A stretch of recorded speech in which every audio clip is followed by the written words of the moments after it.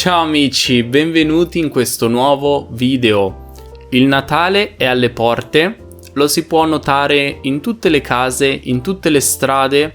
Le città si iniziano a colorare di colori natalizi che ci ricordano di essere tutti un po' più buoni. Il Natale in Italia è una cosa seria ed ogni famiglia ha le sue tradizioni che si tramandano di generazione in generazione.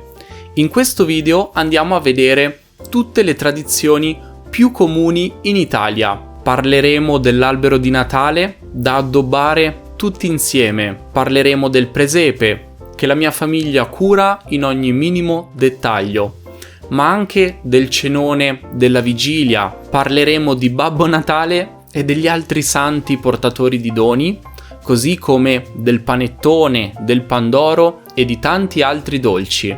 Se siete curiosi di come viene passato il Natale in Italia e volete scoprire tutte le tradizioni, guardate questo video fino alla fine.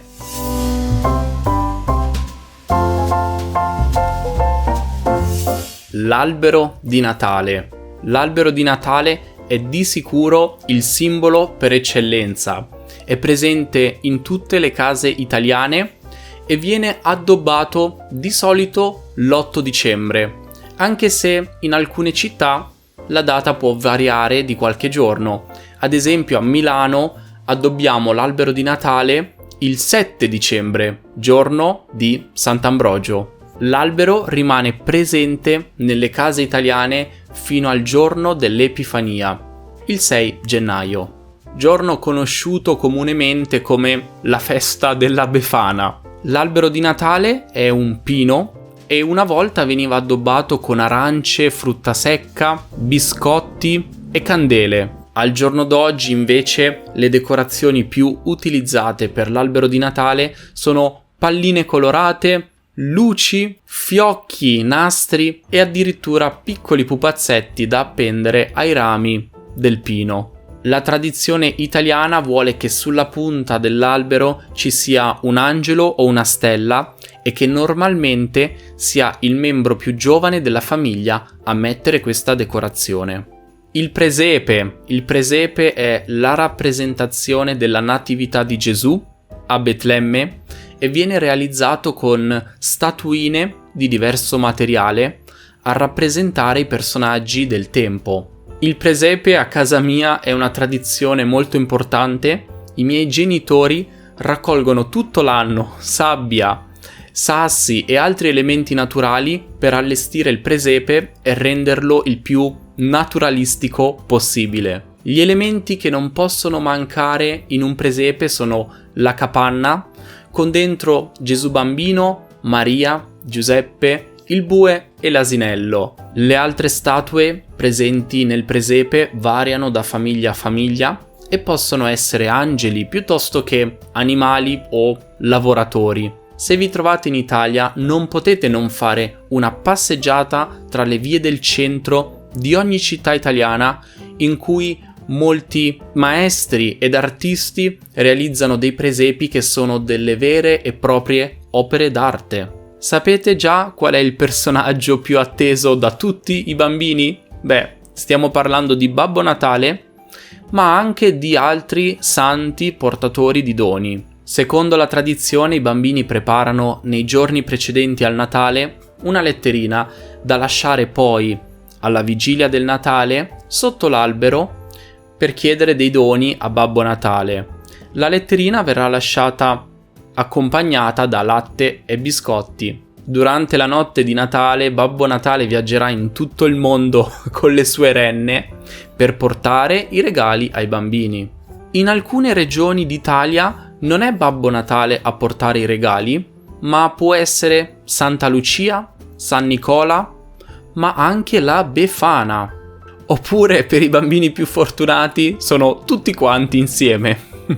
Parliamo adesso della cena della vigilia, del pranzo di Natale e di tutte le altre mangiate molto importanti durante questi giorni. L'Italia si divide un po' tra la cena della vigilia e il pranzo di Natale. Nella mia famiglia si mangia davvero tanto, dal 24 al 26 in generale, anche se devo ammettere che il cenone della vigilia, con il successivo scarto dei regali e le partite a carte o a tombola, rappresentano un momento un po' più importante rispetto al pranzo di Natale, quindi al pranzo del 25. Se vogliamo semplificare il discorso a livello nazionale, al centro e al sud di solito si festeggia di più la vigilia, mentre al nord si festeggia di più il giorno di Natale, ma questo ovviamente varia molto da famiglia a famiglia. Il cenone della vigilia è, secondo la tradizione cristiana, a base di pesce, perché quel giorno, il 24 dicembre, è considerato un giorno magro, proprio come i venerdì di Quaresima. Questo non è veramente rispettato in ogni città e i piatti tipici variano molto da regione a regione. Le famiglie siciliane possono preparare una pasta con le sarde, mentre al nord Italia si possono trovare tanti piatti sia di pesce che di carne accompagnati da polenta. Per il 25 è invece tipico preparare lasagne, cannelloni o anche piatti di maiale al forno. Ci sono alcune cose però che rimangono invariate per tutta l'Italia, come ad esempio la frutta secca, il torrone, il pandoro e il panettone. Pandoro e panettone. Questi due dolci fanno parte delle tradizioni natalizie per eccellenza. Ogni famiglia ne consuma almeno uno durante le feste e possono essere conditi in tanti modi diversi, con creme, con uvetta o frutta candita. Il panettone è una tradizione che viene da Milano e pare che il nome venga dall'espressione pan del Toni. Questo era un garzone di corte che la vigilia di Natale aveva condito del pane con dell'uvetta per servirlo come dolce. Il pandoro invece pare che abbia origini veneziane e la parola oro proviene dal colorito dorato regalato dalle uova. La scelta tra panettone e pandoro è un eterno dilemma. Nel dubbio, se non sapete scegliere tra panettone o pandoro, potete mangiarli entrambi. Ogni regione ha comunque i suoi dolci tipici del Natale. Un dolce molto comune a tutte le regioni è il torrone.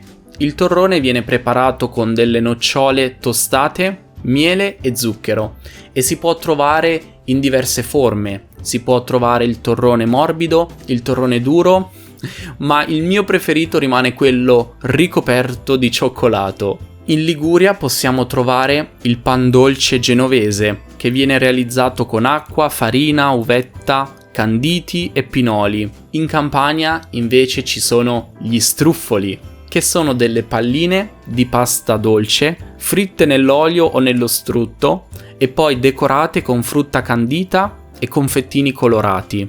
In alcune regioni del sud Italia, come in Puglia, sono molto famosi i mostaccioli, che sono dei dolci speziati e poi ricoperti con una glassa di zucchero o di cioccolato. In Toscana non manca mai il panforte, con mandorle, scorze di agrumi canditi, miele, spezie, oppure un altro dolce molto apprezzato sono i cantucci morbidi. Benissimo amici, queste erano le tradizioni più comuni in Italia durante il periodo natalizio. Sono invece curioso di sapere quali sono le tradizioni nella vostra famiglia o nel vostro paese. Apprezzerei tantissimo ricevere dei commenti qui sotto al video in cui me le raccontate. E ci vediamo nel prossimo video.